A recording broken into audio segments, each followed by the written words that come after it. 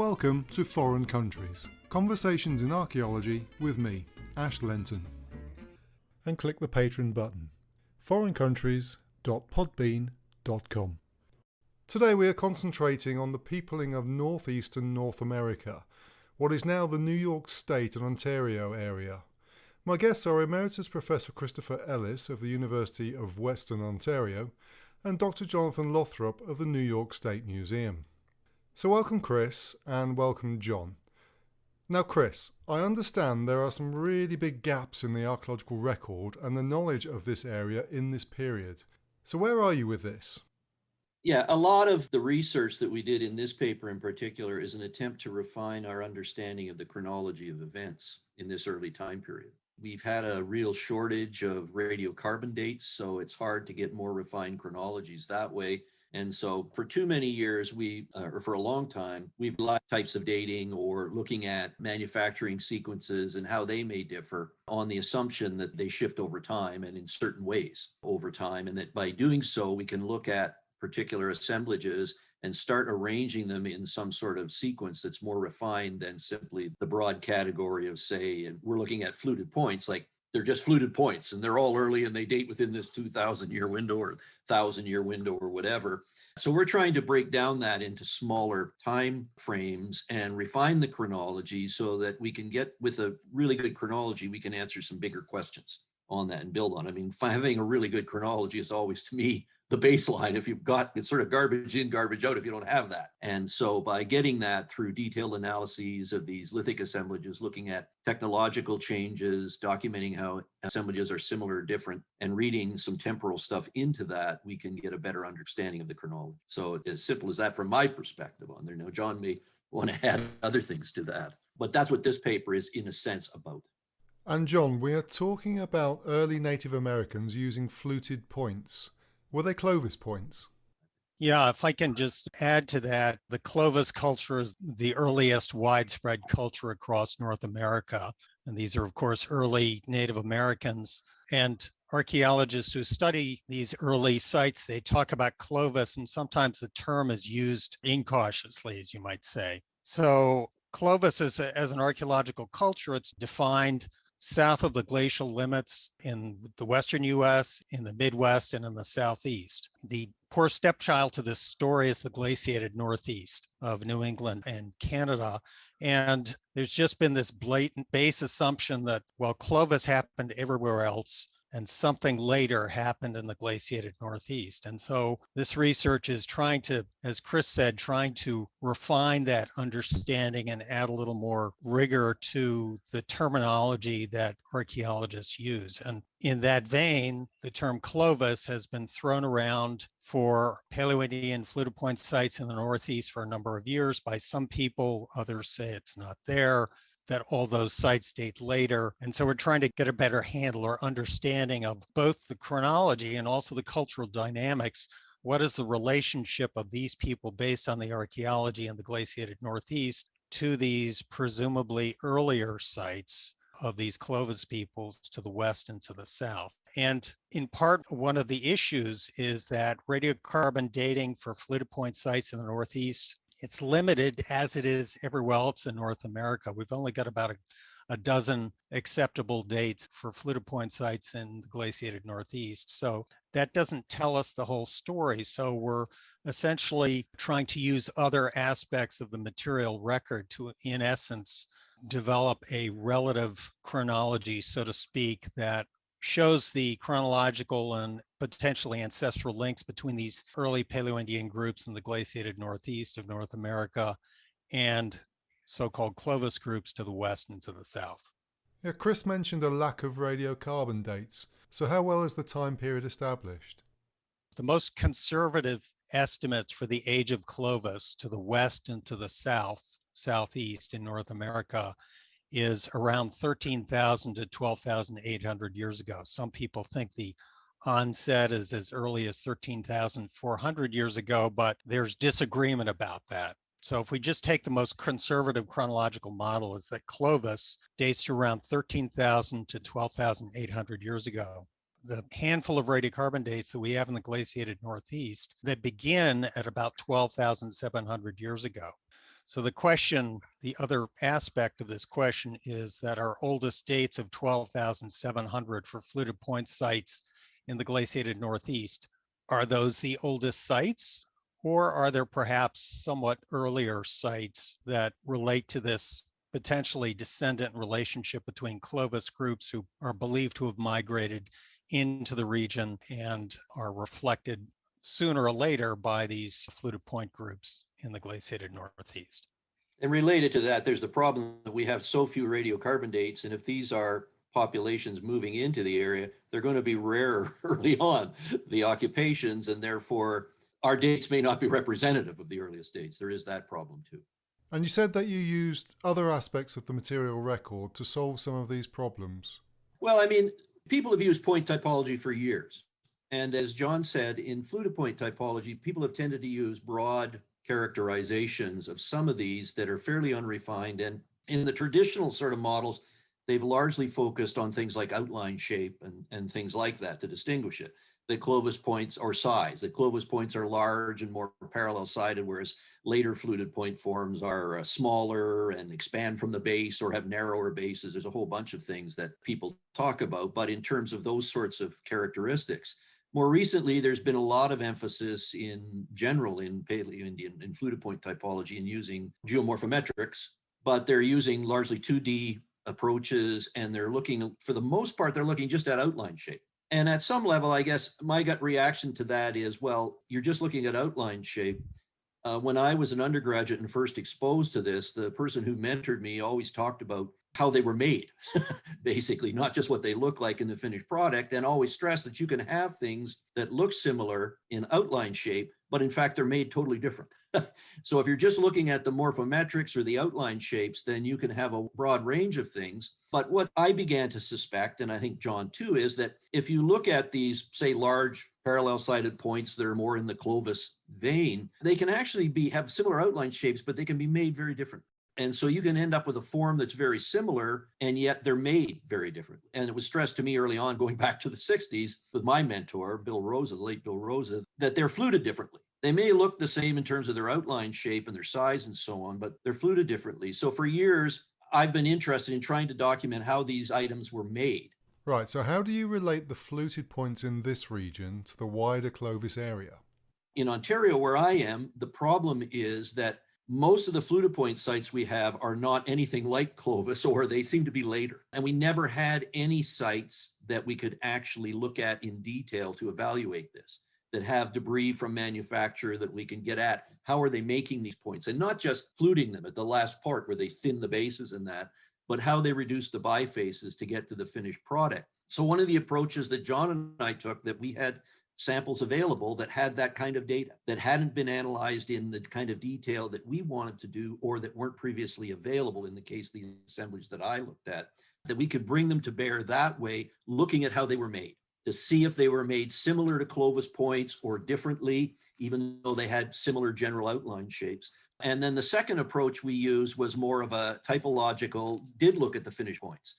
In the past, a lot of it's been more impressionistic. So starting in the 80s, I tried to amass databases of measurements, exact measurements of how wide is the base, how deep is the concavity at the base, how long are the flutes, how thick are these points, how measures of outline shape, like how do they expand from the base towards the tip, or are they parallel sided, or do they contract? These sorts of things. I was able to amass a database, and John was able to add things to it so that we could also look at the finished products in terms of measurements the traditional way, and then combine the two in this paper to see how they hold up together. That if there are differences in how they're made, are there more subtle differences other than going beyond that they're large and parallel sided or somewhat parallel sided, that we could pick up on by doing these detailed comparisons and measurements within it, to see if we could see variability in it, and then to look at how that variability may correspond to temporal changes based on data from elsewhere on what the sequence might be. And notably, as John said, the possible ancestral populations, the classic Clovis in the West, and how they were made, and how that differs from ours, or how ours are similar to that.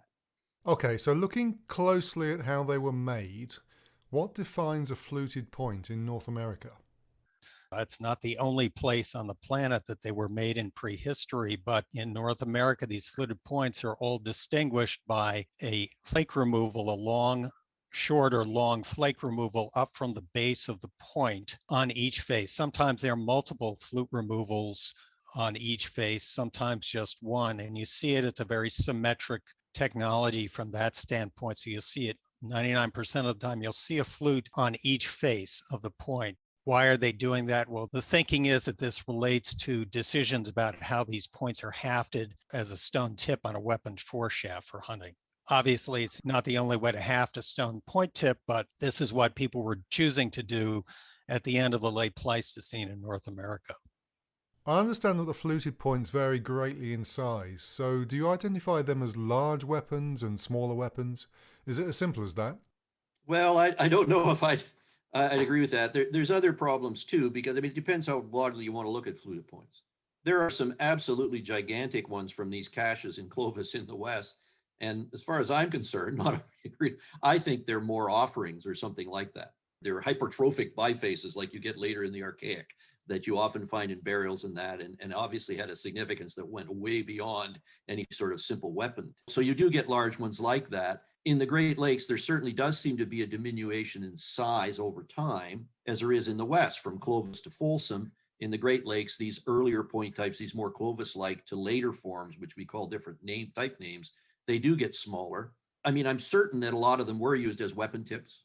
They were used off site because usually on many sites, all you get is the snap bases that represents the part bound in the haft and the tips are missing. So they're used off site, the base is bound in the haft, it's brought back, it's discarded.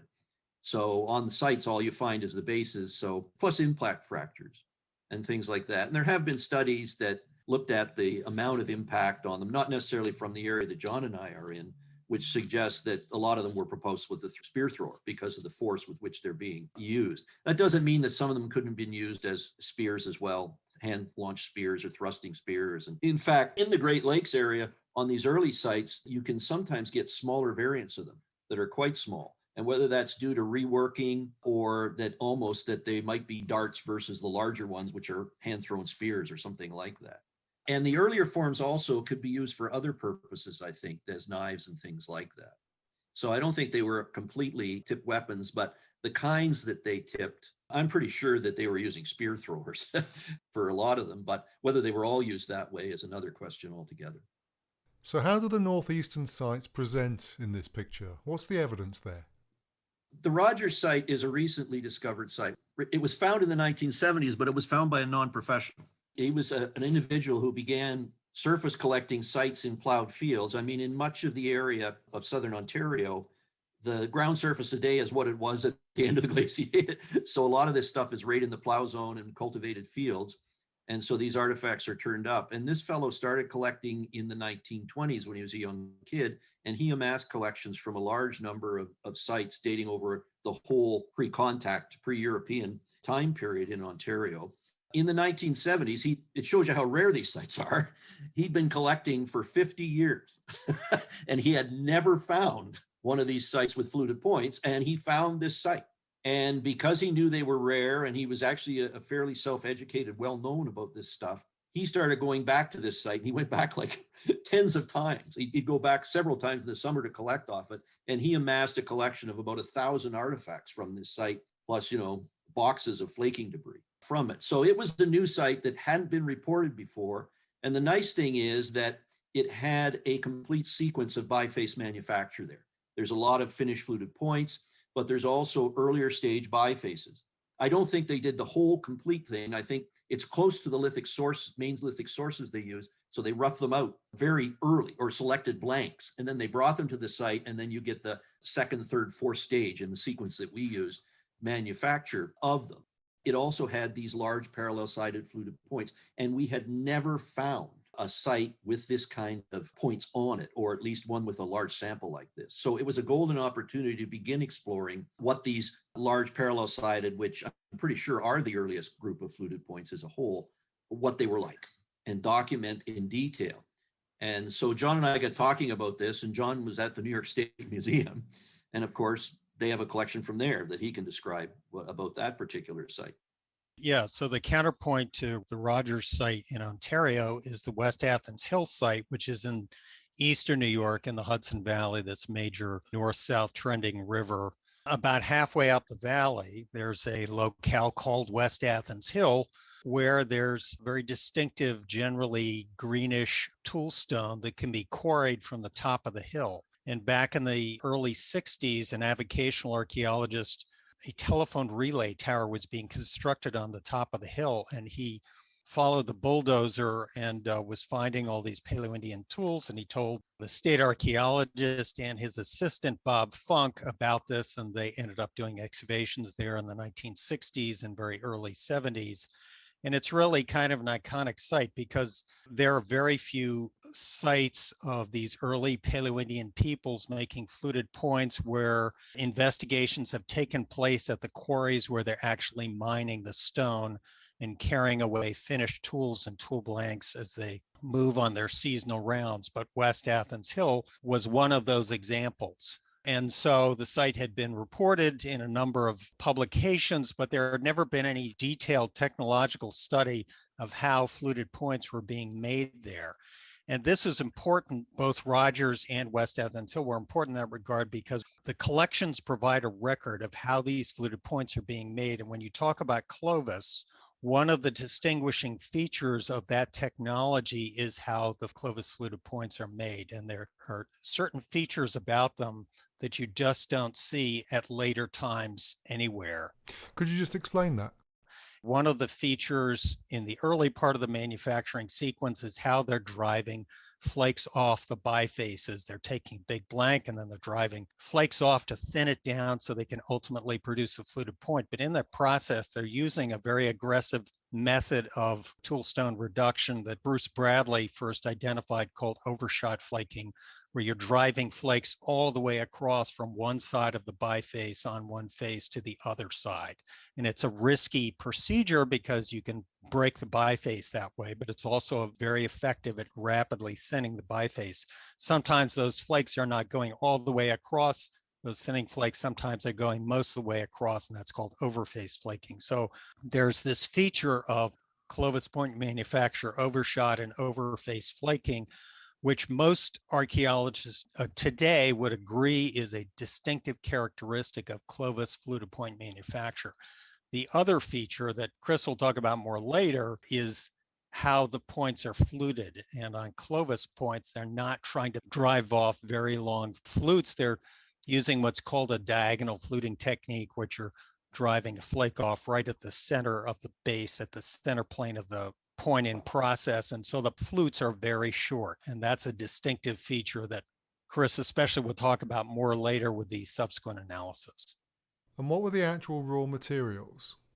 One other feature about the West Athens Hill site is that is distinctive is that there's this greenish toolstone that dates to the Ordovician geologic period, and it's called Norman Scale chert. And research that I've done with some other colleagues at the University of Montreal and here at the New York State Museum indicates that that chert, potentially from that outcrop itself, is being carried great distances by these early fluted point groups, north to Maine, south to the Chesapeake Bay, west to Western New York, perhaps even to the Rogers site, and east to close to the, at that time, the Atlantic coast. So it's a toolstone that figured prominently in the history of these early Paleoindian peoples in the broader Northeast. It wasn't just important in Eastern New York and the Hudson Valley. People are coming in there from different directions to harvest that stone. That's not the only outcrop of Norman Scale chert in the Hudson Valley, but is probably one of the more heavily used outcrops. So it's sort of a feature on that Ice Age landscape that figures prominently in the human history of these early Paleoindian peoples,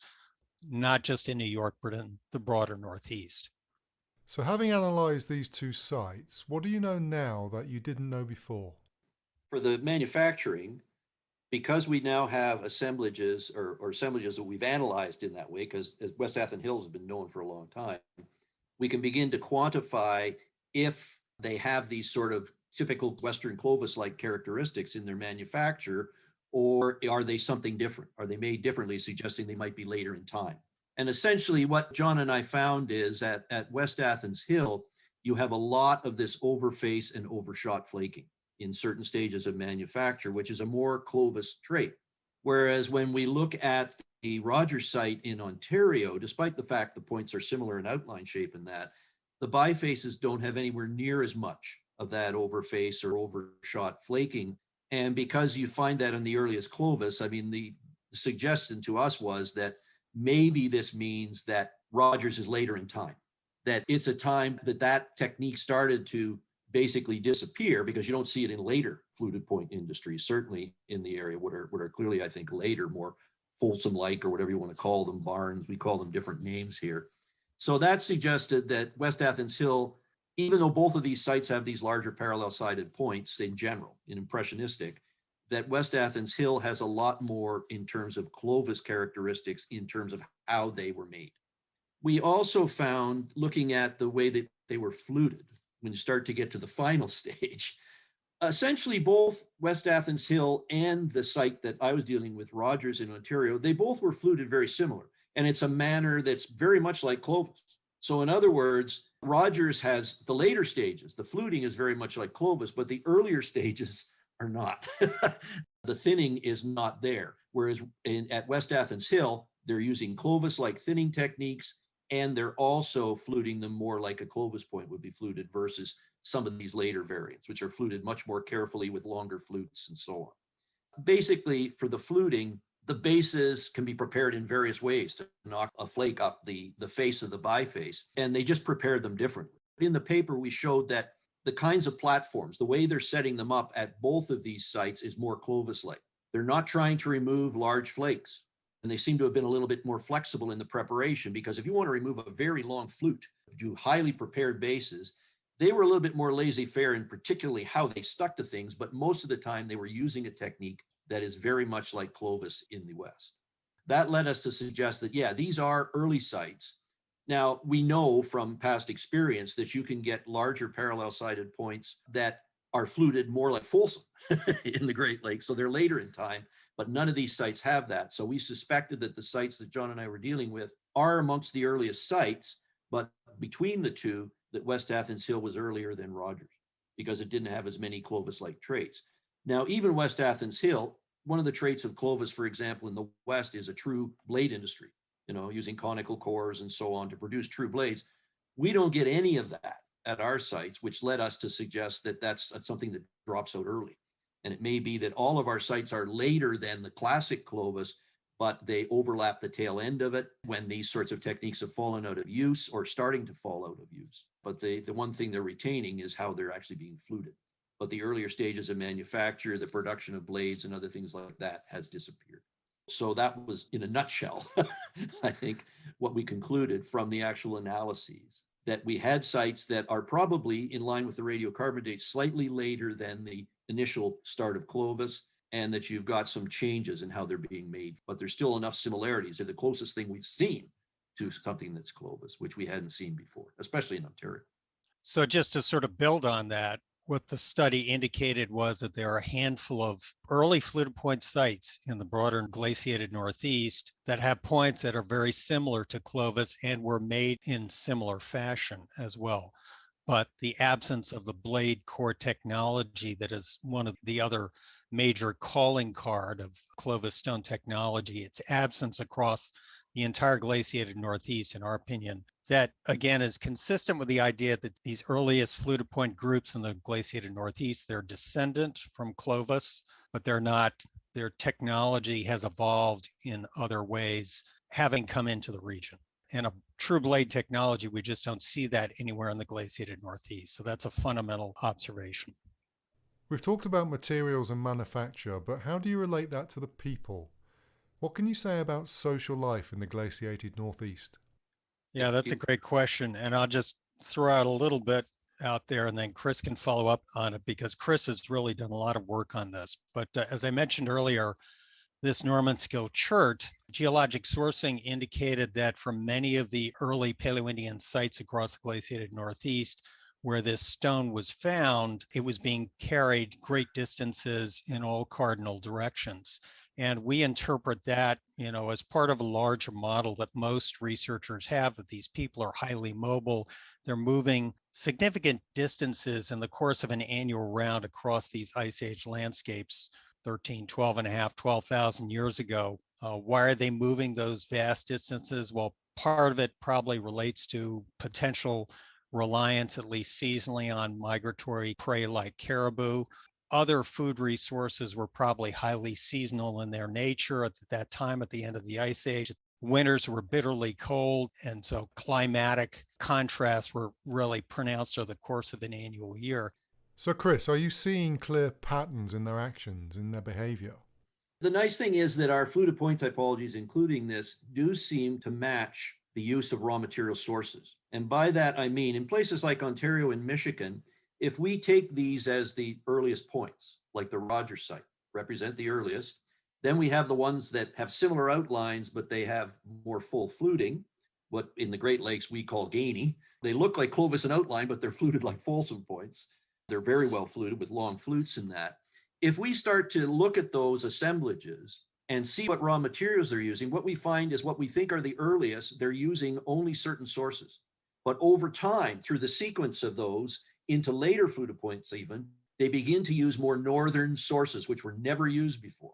So if we look at a site like Rogers, even though it's in southern Ontario, one of the main materials used on fluted point sites, particularly on the ones that we've worked on that are later in time, is called Fossil Hill chert. It's from the Fossil Hill Formation. It's sometimes called Collingwood, which is the sort of area where it comes from in Ontario. But that material is not seen at Rogers at all, despite the size of the assemblage. And most of it's on this local Onondaga chert that occurs within about 15 kilometers of the Rogers site. But there's small amounts of material, and they're all southern materials. There's small amounts of material from Ohio. There's small amounts of material from Pennsylvania Jasper, from Pennsylvania to the south. So any connections we have are to the south. But over time, in line with our typology, there's more increasing use of more northern sources. And it matches an increasing use and knowledge of those more northern places. So they're moving into the area. How does that differ from other studies elsewhere? The importance, I think, from the significance of these sorts of studies is that we have a real bias. We don't have many situations where we can study how modern human beings go about populating new areas in any major way, or hunter-gatherers. And most of our samples, ethnography of hunter-gatherers, are groups established in areas for long periods of time. Whereas in these times, the population densities are very low. When you have a site that's 400 kilometers from the main material used, as you see on some of these sites, that really suggests that they are moving long distances and exploiting resources over a very wide area. And I think it's because there's nobody else on the landscape. They're living in a time when it's a fairly empty landscape, so they can practice patterns of behavior that we don't see ethnographically. So they, in a sense, these sorts of studies have the potential to broaden our knowledge of how hunter-gatherers behave. They don't just behave like they do ethnographically. If they're given the chance at lower population densities where there's unoccupied areas and stuff that can be utilized with resources, then you get totally different kinds of organization that we don't see or don't see very much ethnographically. And so I think that's one of the major significant things about this. But it also, because you're small populations on huge landscapes, this creates all sorts of problems. You know, how do you find mates of the right age and sex? How do you, it's very low, you have to have a certain population to be viable. We've known this through the work of Wobst and others for years and years and years. One presumes that these small amounts of raw material that we see that can come from over even broader areas are indicative of interaction patterns, that people are moving between different social units to find mates, to redistribute populations to where the resources are, these sorts of things. The raw materials they're using are an indication of interaction networks. And at this time period, and particularly in the very earliest sites with the Clovis-like points, these are really wide interaction networks. Over time, the other thing we see is that those interaction networks decline in space as the population fills up, as the environment changes, these sorts of things over time. I think a major important significant result of this kind of work is that we can actually look at hunter-gatherers who are not ethnographic analogs or not very good ethnographic analogs and expand our knowledge of the potential of hunting and gathering as a way of life. And so we may be focusing on this minutiae of the time, but when we can start to put that time together with raw materials, with other changes we see, the distribution of sites, the distances they're traveling, the interaction networks, then we can ask more, quote, anthropological questions from my perspective that I think are very important ones. In fact, there was an article in American Antiquity a few years ago by 8 or 9 people where they laid out the big problems of anthropological archaeology. And one of them was, how do people go about peopling new areas? How do they do that? Modern people, anatomically modern people. And so this is a wonderful place in which you can do that. You mentioned the relative lacuna in knowledge and information, and you are starting to fill that now. So where do you take this in the future? From my perspective, it's compiling additional data, because the data that we use in this paper, it's not all of the early Paleoindian sites in the glaciated Northeast. It's a big sample, but it's not all of them. So this kind of research could be broadened. There are very few other examples where one could look, however, at a lithic source exploited by Paleoindian groups and do the kinds of things that we were able to do here. So that has its limitations, but we both have a broader goal of trying to do more of this kind of research, and hopefully other researchers outside the region are going to be doing it as well, to clarify these differences between the glaciated Northeast and areas around it. You know, I'm still doing a little bit of field work, working on Paleoindian fluted point sites in New York. The confession I have to make is that Chris and his colleagues began doing Paleoindian research in Ontario back in the 1970s, and the state of New York has always lagged significantly behind them. So our data sets and our resolution on those data sets is far less than it is in Ontario. So we're still playing catch up and expect to be doing that for a number of years to come. And what about the broader discipline? How do other people pick this up and run with it? Yeah, that's a great question. And actually, Chris talked about that in a recent paper. And one of the trendy things in many branches of science these days is big data and generating large data sets from multiple regions and answering the big questions with the big data. Part of the problem with that is that some of those data sets are not very good in the first place, in part because they're not reported in great detail, or they're analyzed in ways that don't highlight variability. And so both of us hope that researchers more broadly don't just focus on big data to answer big data questions, because sometimes the data sets aren't good enough to answer those questions. And you have to go back to the building blocks of detailed analysis of individual site assemblages as a basis for answering mid-level questions and ultimately bigger questions as well. Your ability to answer those big questions is only as good as your data. I mean, as archaeologists, you'd think that we'd all be patient. Okay, we're used to spending long hours in the field, spending hours uncovering an artifact and that.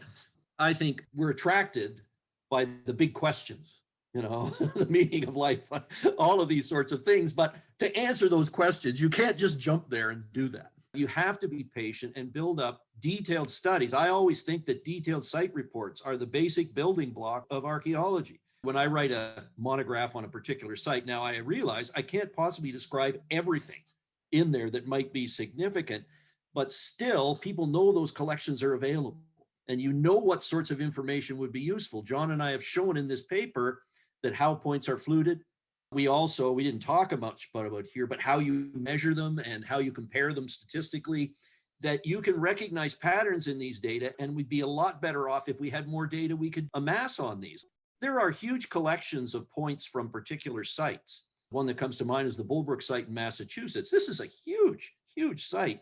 It has, I don't know how many points are on that, but where can you find detailed measurements of all of those points? You can't find them anywhere. They've never been published. So they're sitting there. What it takes is somebody to go in there and measure them and try and work on these. But again, we're impatient. Instead of doing this basic reporting and this stuff, they want to jump to these big questions. And it sort of reminds me of garbage in, garbage out. If you don't have a good database on which to base these inferences. So I don't have any trouble with trying to answer these big questions, but I have this feeling, and David Anderson, who's another archaeologist in the East, who wrote a paper some years ago, our site reports, I would like to think, will have a lasting value, whereas our theoretical perspectives, people won't even be reading those papers, in 20, 30 years. I hope, though, that they will be reading the site reports that people like John and I have produced, saying, there's some data in here I can use. Or can we start doing online databases where we can do 3D GM scanning, 3D scanning of these items so that they are available in databases that anybody can use them and explore them? Because a lot of these databases, I see analyses using geometrics. People are using the same samples over and over again, but you can't get access to those. And now people have tried to do that. I mean, like David Anderson does have an online, the Paleoindian database of the Americas, where you can go there and download information on points and things like that. For the future, I'm hopeful that people will see, oh, John and Chris showed that there's differences in the amount of overface slitting in these assemblages, I'm going to record that for my assemblage and put it out there so that you can use that as comparative data. Thank you very much for sharing your thoughts with me today, Chris Ellis and Jonathan Lothrop. All the papers we've talked about today are detailed on the website. So that brings us to the end of this episode of Foreign Countries. Join me next time for another conversation.